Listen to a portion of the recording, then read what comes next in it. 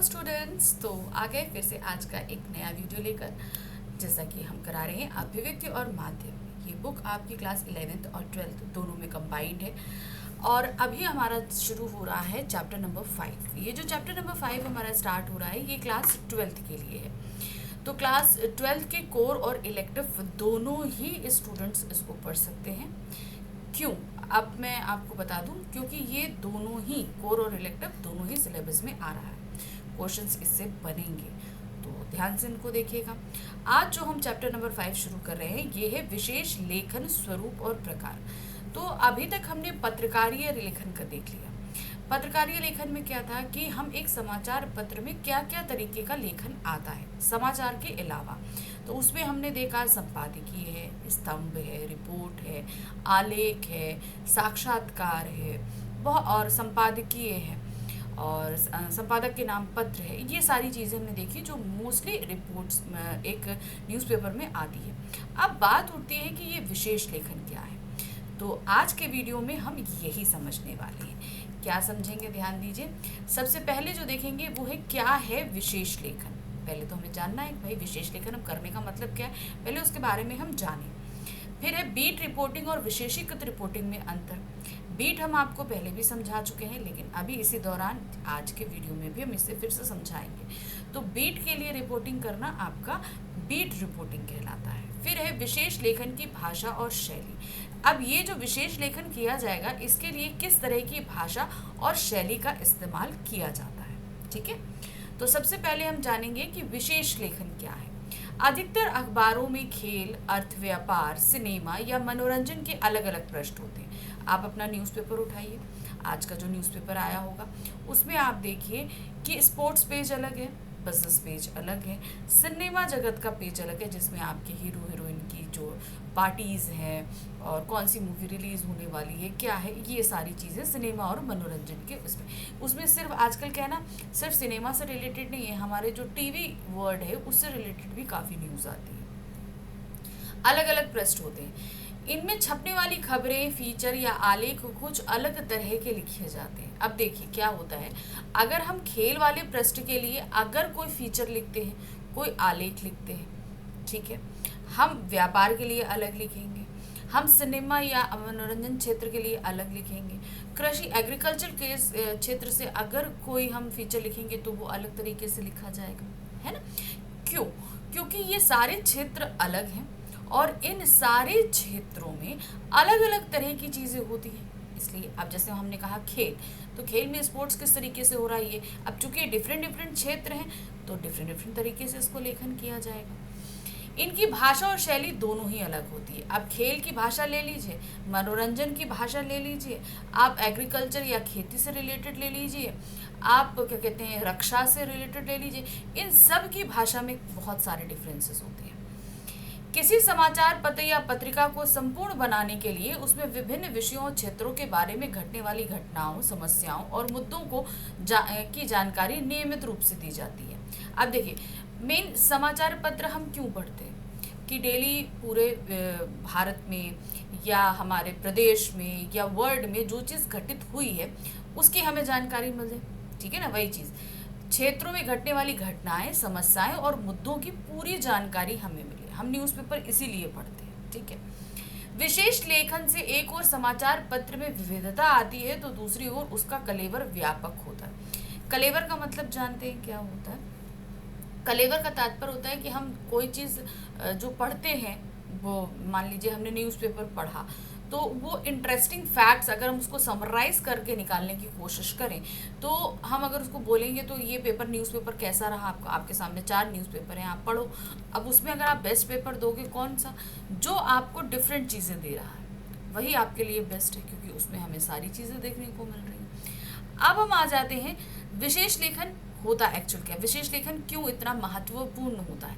किसी भी समाचार पत्र में हमने एक खेल सिर्फ एक पृष्ठ लेकर हम चलते हैं। खेल जगत का हम एक पृष्ठ लेते हैं जिसमें हमने मान लीजिए आईपीएल हो रहा है, फुटबॉल हो रहा है, हॉकी हो रहा है, स्टेट लेवल पे हो रहा है, इंटरनेशनल लेवल पे हो रहा है, नेशनल लेवल पे हो रहा है, बहुत सारी लेवल्स पे जो है हम लोग के यहाँ खेल होते हैं। और ये सारी की खबरें तो हुई कि मान लीजिए जो जितनी खबरें हैं वो तो छपी। इसके अलावा एक लेख छपा, मान लीजिए कपिल देव का लिखा हुआ एक लेख छपा। उस लेख में क्या था कि क्रिकेट से जुड़ी जो खेल संबंधी समस्याएं हैं उनके बारे में डिस्कशन किया गया था। ठीक है, अब ये एक विशेष लेखन के अंतर्गत आएगा। क्यों आएगा? क्योंकि विशेष लेखन उस क्षेत्र में विशेषज्ञता हासिल कर चुके लोग ही लिखते हैं। अब कपिल देव क्या है? एक क्रिकेटर है। अब वो क्रिकेटर होने के कारण बहुत हद तक क्रिकेट के बारे में अच्छे से जानते हैं, तो जाहिर सी बात है अगर वो क्रिकेट से रिलेटेड कोई भी लेख लिखेंगे तो वो डीपली हर एक चीज़ की नॉलेज हमें देंगे। तो एक होती है आपकी बीट रिपोर्टिंग और एक होती है विशेषीकृत रिपोर्टिंग। बीट का मतलब क्या होता है? एक संवाददाता है, मान लीजिए यहाँ पर मैं एक संवाददाता हूँ, मैं एक पत्रकार हूँ और मुझे जो है क्राइम जो है क्षेत्र ज़्यादा पसंद है। तो जब मैं किसी भी पत्रकार एजेंसी में जाऊंगी तो उनसे बोलूँगी कि मुझे क्राइम रिपोर्टर बना दीजिए। ठीक है, आप जाओगे तो आपको अगर स्पोर्ट्स पसंद है तो आप बोलोगे कि मुझे स्पोर्ट्स में ज़्यादा इंटरेस्ट है। तो अब हम लोग अगर आप एक हुए, आपको एक स्पोर्ट्स पसंद है और मुझे एक क्राइम पसंद है, हम दोनों का इंटरेस्ट अलग अलग है। अब हम दोनों जाएं एक ही पत्रकार कंपनी में, मतलब एक ही समाचार कंपनी में जाएं, तो अब आपको जो क्षेत्र कवर करने के लिए दिया जाएगा वो है स्पोर्ट्स से रिलेटेड। कोई भी लोकल लेवल पे या नेशनल लेवल पे या इंटरनेशनल पे कोई भी खेल हो, आप उस क्षेत्र में न्यूज़ कवर करोगे। मैं किस पे कवर करूँगी? मैं अपने क्षेत्र यानी कि क्राइम पे। तो यही हम लोग की क्या होगी? बीट होगी। पत्रकारिता में हमारा इंटरेस्ट जिस क्षेत्र में है उस क्षेत्र में अगर हमें कार्य करने के लिए दिया जाता है तो वो हमारा बीट होता है। अब बीट रिपोर्टिंग में हम सतही नॉलेज देते हैं। ठीक है, मैं आपको पूरा एक समराइज करके बताती हूँ, अभी मैं आपको चीज़ें पूरी डिटेल में भी बताऊँगी। बीट रिपोर्टिंग में क्या होता है? जब हम अपने क्षेत्र की सतही नॉलेज, जैसे मान लीजिए यहाँ पर क्राइम हुआ, किसी का पर्स छीन लिया गया, किसी की चेन छीन ली गई, उन गुंडों को पकड़ लिया गया, उनको जेल डाल दी गई, ये एक सतही नॉलेज जब हम दे रहे हैं तो ये बीट रिपोर्टिंग है। उसी तरीके से आप स्पोर्ट्स में दे रहे हैं कि भाई हॉकी खेला जा रहा है, ये 2 टीम्स खेल रही हैं और इन 2 टीम्स का इतना इतना स्कोर है, इतने लोग हैं। ज़्यादा से ज़्यादा आप खिलाड़ियों के बारे में भी पर्सनल इंटरव्यू लेकर बता दोगे। तो ये सारा सतही नॉलेज है। अब डीपनी नॉलेज में आए हम, मान लीजिए हमारे क्षेत्र में कोई 2 गैंग बहुत एक्टिव हैं, उन गैंग का पास्ट क्या है, उन गैंग में कितने लोग हैं, वो किस तरीके का क्राइम करते हैं, क्या क्या तरीके का गलत करते हैं। तो इस तरह की डीपली नॉलेज खोज कर लाना, अब ये काम कौन कर सकता है? यानी कि वो कोई उस क्षेत्र में अच्छा खासा विशेषज्ञ हो जो जानता हो कि क्या चीज़ सही है, क्या चीज़ गलत है। उसी तरीके से स्पोर्ट्स में भी यही होगा। किसी भी क्षेत्र में कोई भी क्रिकेटर है या किसने उस क्षेत्र में कोई भी डिग्री हासिल की हुई है, वो उसका डीपली लेख लिखता है तो वो कहलाता है विशेषीकृत रिपोर्टिंग। ठीक है, तो ये मैंने 2 चीज़ें आपको यहाँ पर बताई। वही चीज़ जब हम किसी समाचार में विशेष लेखन प्रस्तुत कर देते हैं, यानी कि किसी विशेष व्यक्ति द्वारा लिखे हुए लेख को हम प्रस्तुत कर देते हैं, तो वो समाचार ज़्यादा लोगों तक पहुंचता है। क्योंकि लोग, अब मान लीजिए मुझे अगर स्पोर्ट्स में इंटरेस्ट है तो मैं कपिल देव के लेख को ज़रूर पढ़ूंगी ना। उसी तरह स्पोर्ट्स में जितने लोगों का इंटरेस्ट है वो कपिल देव के लेख को पढ़ेगा और ज़्यादा से ज़्यादा उस न्यूज़पेपर को खरीदेगा। वास्तव में पाठक अपनी व्यापक रुचियों के कारण साहित्य, विज्ञान, खेल, सिनेमा आदि विविध क्षेत्रों से जुड़ी खबरें पढ़ना चाहता है। इसीलिए समाचार पत्रों में विशेष लेखन के माध्यम से निरंतर और विशेष जानकारी देना आवश्यक है। अब देखिए, इन सभी क्षेत्रों में विशेष लेखन किया जाता है।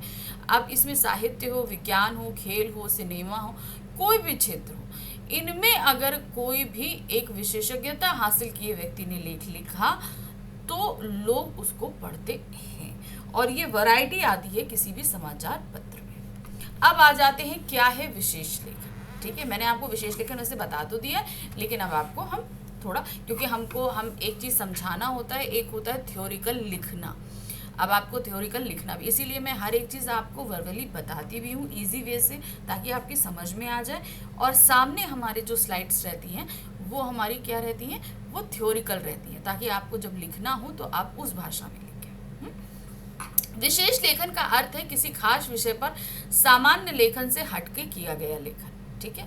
अधिकांश समाचारों और पत्रिकाओं के अलावा टीवी और रेडियो चैनलों में विशेष लेखन के लिए अलग डेस्क होता है। डेस्क यानी कि हर क्षेत्र के लिए अलग अलग कार्यस्थल। मान लीजिए एक रूम है, एक समाचार एजेंसी में एक बहुत बड़ा रूम है, उसमें आपके 5 डेस्क लगे हैं। उन 5 डेस्क इतने बड़े बड़े डेस्क हैं कि उसमें 4 से 6 लोग बैठ के एक डेस्क पे काम कर सकते हैं। अब एक डेस्क पर क्राइम का काम हो रहा है, दूसरे डेस्क पे खेल का काम हो रहा है, तीसरे पर रक्षा मंत्रालय है, चौथे पर व्यापार जगत है, 5वें में आप सिनेमा या मनोरंजन संबंधी। तो इन सभी डेस्क पर अलग अलग जो है क्षेत्रों का काम हो रहा है, तो इसको हम क्या बोलते हैं, डेस्क बोलते हैं।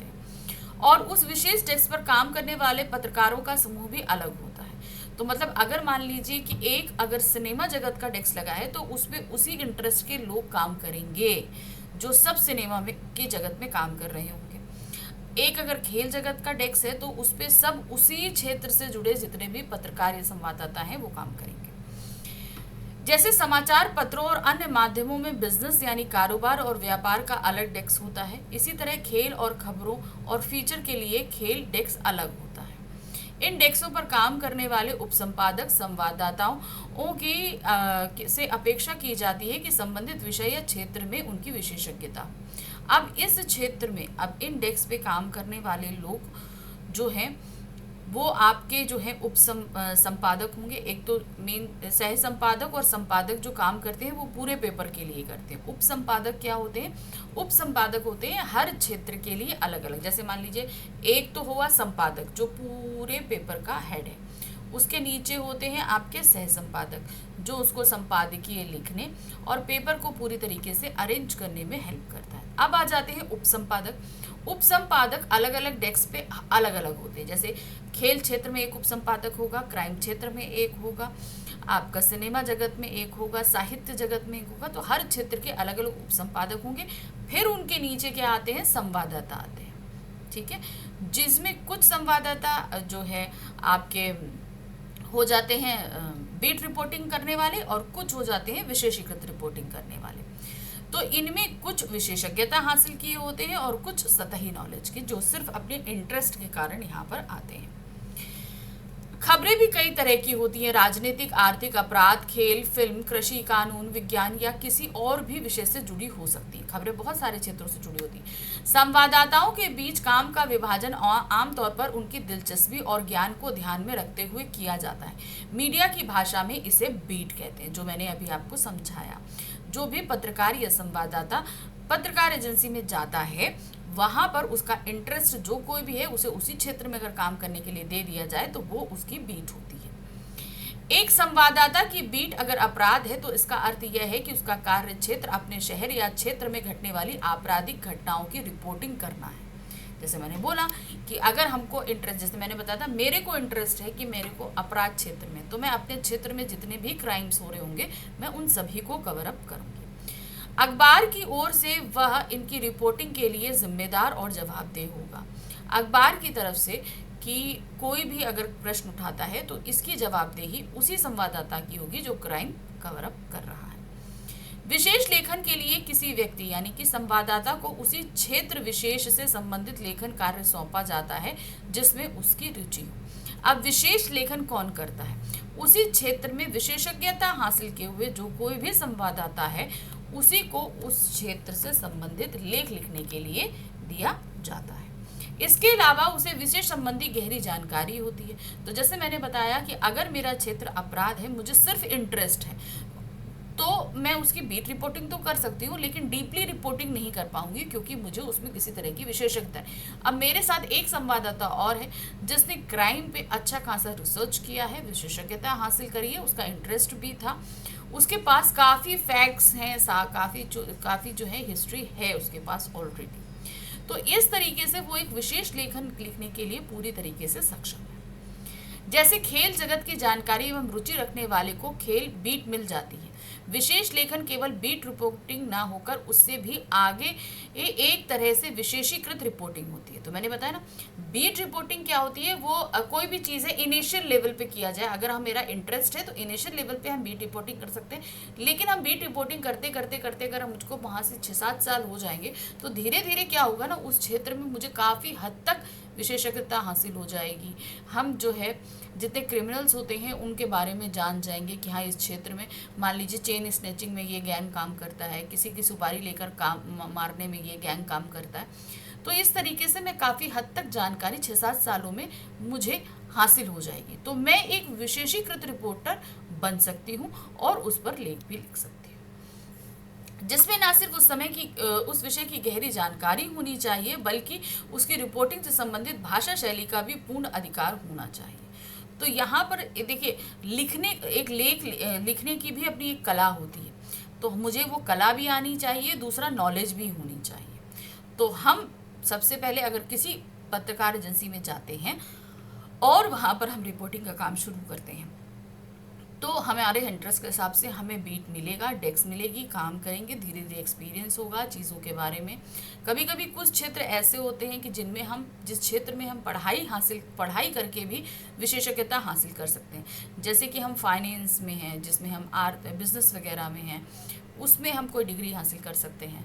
हम राजनीति में डिग्री हासिल कर सकते हैं। तो इस क्षेत्र में हमें काफ़ी हद तक विशेषज्ञता हासिल हो जाती है, तब भी हम जो है विशेषीकृत रिपोर्टिंग कर सकते हैं। चलिए अब आ जाते हैं बीट रिपोर्टिंग के लिए तैयारी। अब मैंने बताया ना कि बीट रिपोर्टिंग और विशेषीकृत रिपोर्टिंग दो तरह की रिपोर्टिंग है। अब बीट रिपोर्टिंग के लिए हमें क्या तैयारी करनी होगी? सामान्य बीट रिपोर्टिंग के लिए भी एक पत्रकार को काफ़ी तैयारी करनी पड़ती है। उदाहरण तौर पर जो पत्रकार राजनीति में दिलचस्पी रखते हैं, मान लीजिए मुझे राजनीति में दिलचस्पी है या किसी खास राजनीतिक पार्टी को कवर करते हैं, या मान लीजिए देखिए राजनीतिक क्षेत्र में बहुत सारी पार्टीज हैं, अब मैं सिर्फ एक पार्टी को ही कवर करूँ, तो मेरा क्षेत्र तो राजनीति है लेकिन मैं क्या कर रही हूँ, सिर्फ एक पार्टी को कवर कर रही हूँ।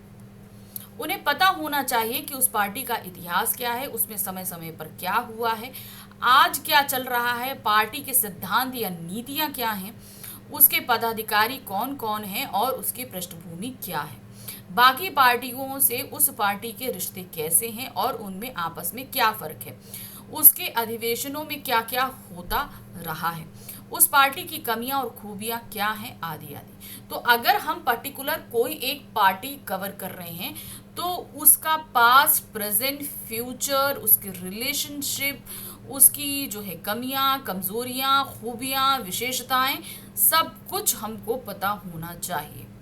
ठीक है, तब हम बीट रिपोर्टिंग काफ़ी अच्छे से कर सकते हैं। पत्रकार को उस पार्टी के भीतर गहराई तक अपने संपर्क बनाने चाहिए और खबर हासिल करने के नए नए स्रोत विकसित करने चाहिए। अब देखिए पार्टी के बारे में हम कवर तो कर रहे हैं, लेकिन एक पत्रकार होने के नाते उस पार्टी में हमें काफ़ी अंदर तक अपनी पैठ बनानी पड़ती है लोगों से बात करके, ताकि कोई भी अंदर ऐसा कोई फैसला हो, कोई बात हो तो वो तुरंत हम तक पहुँचे। तो इसके लिए थोड़ा मेहनत, विश्वसनीयता ज़रूरी होती है। किसी भी स्रोत या सूत्र पर आंख मूंदकर भरोसा नहीं करना चाहिए और जानकारी की पुष्टि कई अन्य स्रोतों के जरिए भी करनी चाहिए, तभी वह उस बारे में विशेषज्ञता हासिल कर सकता है और उसकी रिपोर्ट या खबर विश्वसनीय मानी जाती है। मान लीजिए कि हमने पार्टी में अंदर तक काफ़ी पैठ बना ली, हमारे कई सूत्र हैं अंदर जो हमें खबर दे सकते हैं। अब क्या होता है, हमें कोई खबर मिली और हमने तुरंत का तुरंत छाप दी, और मान लीजिए वो खबर अगर गलत निकली तो इसकी जवाबदेही हमारी होगी। ठीक है, तो इसलिए जब भी आपको कोई खबर मिले उसे अपने दूसरे स्रोत से कंफर्म करने की कोशिश ज़रूर कीजिए। पुष्टि कीजिए कि ये जो है खबर हमें मिली है ये एकदम सही है या नहीं तो इससे अखबार की आपकी साख को खतरा हो सकता है अगर हम गलत खबर छाप दें तो। अब आ जाते हैं बीट रिपोर्टिंग और विशेषीकृत रिपोर्टिंग में अंतर क्या होता है। ठीक है, अब दो तरह की रिपोर्टिंग आपको हमने बता दी, अब इनमें अंतर क्या है ये चीज़ आपको निकालनी है। बीट रिपोर्टिंग और ध्यान रखिएगा इससे संबंधित क्वेश्चन कई बार आपका एग्जाम में आ चुका है, बोर्ड एग्जाम में, तो इस पर ध्यान दीजिएगा। बीट रिपोर्टिंग और विशेषीकृत रिपोर्टिंग के बीच सबसे महत्वपूर्ण अंतर यह है कि अपनी बीट की रिपोर्टिंग के लिए संवाददाता में उस क्षेत्र के बारे में जानकारी और दिलचस्पी का होना जरूरी है। ठीक है, तो सबसे महत्वपूर्ण अंतर यह है कि बीट रिपोर्टिंग के लिए संवाददाता यानी कि पत्रकार को उस क्षेत्र में जानकारी और दिलचस्पी यानी कि नॉलेज और इंटरेस्ट दोनों होना चाहिए। इसके अलावा एक बीट रिपोर्टर को आमतौर पर अपनी बीट से जुड़ी सामान्य खबर ही लिखनी होती है, यानी कि अपने क्षेत्र से जुड़ी जो भी चीज़ें घटी हैं सिर्फ हमें वो नॉर्मल खबरें ही देनी होती हैं।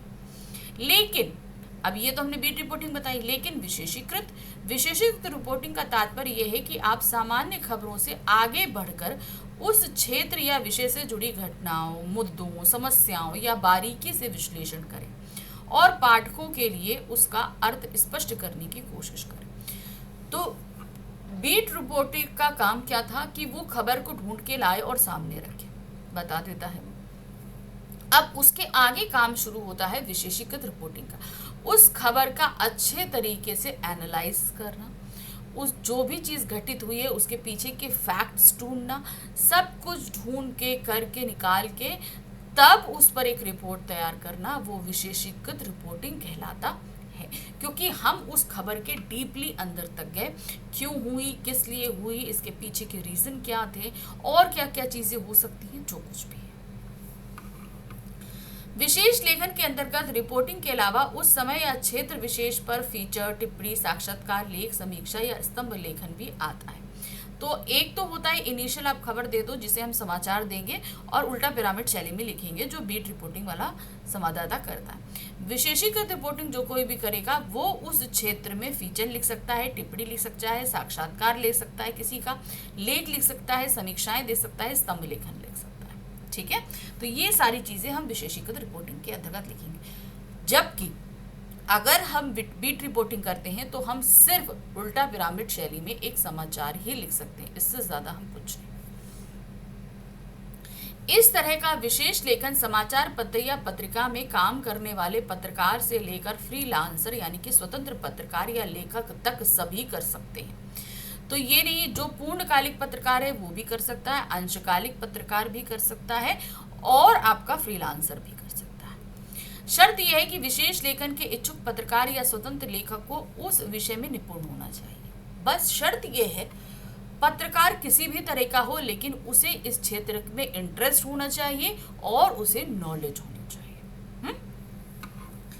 मतलब यह है कि किसी भी क्षेत्र पर विशेष लेखन करने के लिए जरूरी है कि उस क्षेत्र के बारे में आपको ज़्यादा से ज़्यादा पता हो, उसकी ताज़ी से ताज़ी सूचना आपके पास हो, आप उसके बारे में लगातार पढ़ते हो, जानकारियाँ और तथ्य इकट्ठा करते हो और उस क्षेत्र से जुड़े लोगों से लगातार मिलते रहते हो।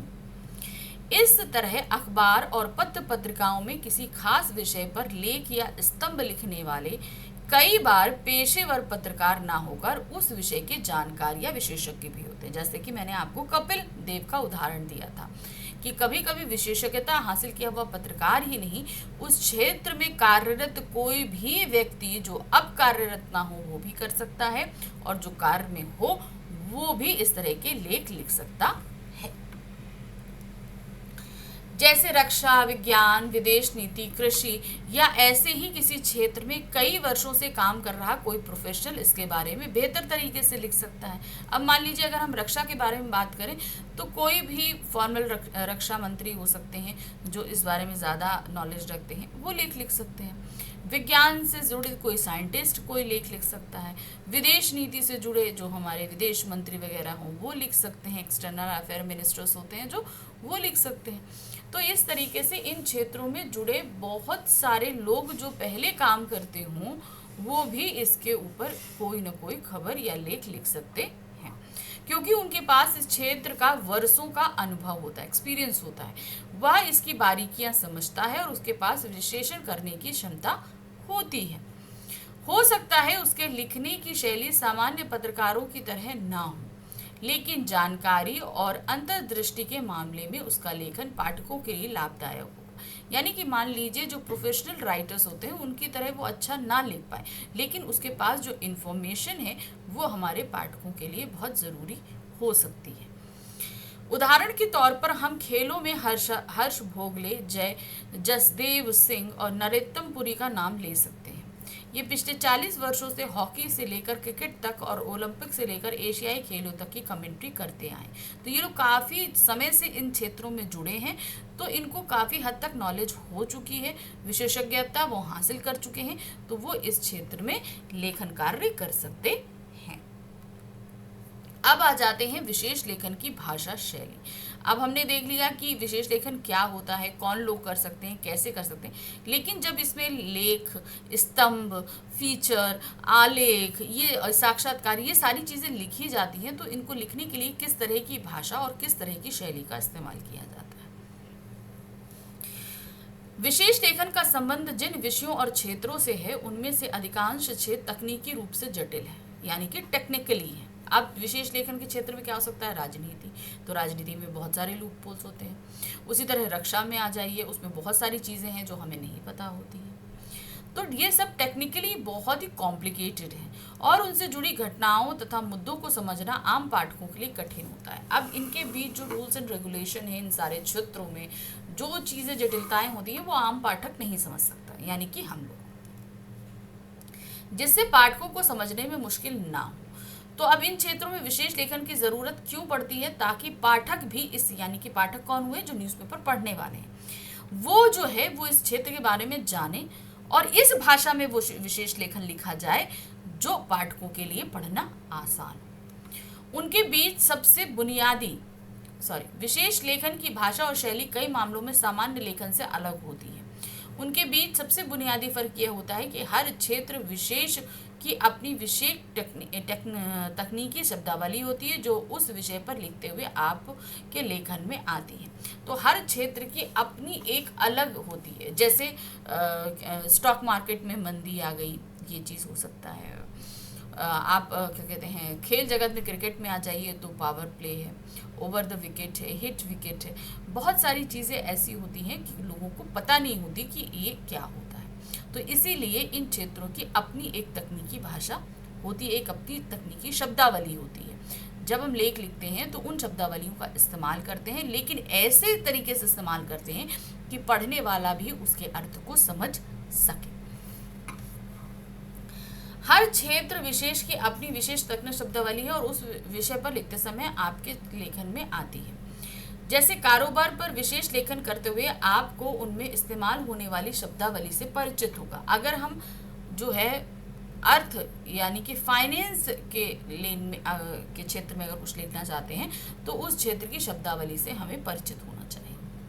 दूसरे, अगर आप शब्दावली से परिचित हैं तो आपके सामने चुनौती यह होती है कि आप अपने पाठक को भी उस शब्दावली से इस तरह परिचित कराना चाहिए ताकि उसे आपकी रिपोर्ट को समझने में कोई दिक्कत ना हो। देखिए, अगर मान लीजिए उस विशेष शब्दावली से हम परिचित हैं तो हमें भी लेख लिखते समय ये चीज़ ध्यान में रखनी होगी कि हम इस तरह की शब्दावली इस्तेमाल करें ताकि जो है जब पाठक उसको पढ़े तो उसे भी अच्छे से समझ ले।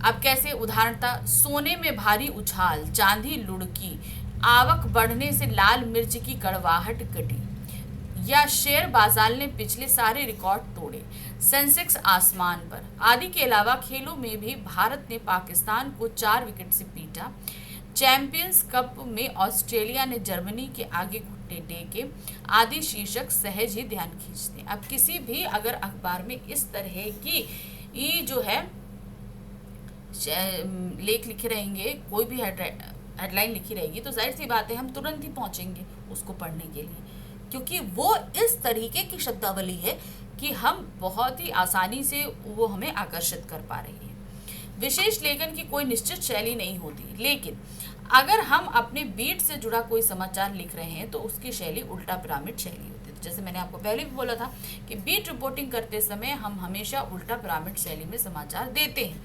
जबकि हम विशेषीकृत रिपोर्टिंग करते हैं तो उसमें हम फीचर है, रिपोर्ट है, स्तंभ है, आलेख है, साक्षात्कार है, बहुत सारी चीज़ें लिख सकते हैं। इसीलिए बोला गया है कि विशेष रिपोर्टिंग की अपनी कोई शैली नहीं होती है।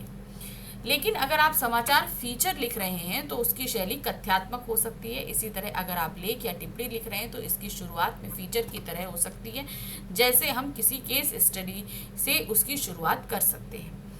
उसे किसी खबर से जोड़कर, यानी न्यूज़ पेग के जरिए भी शुरू किया जा सकता है।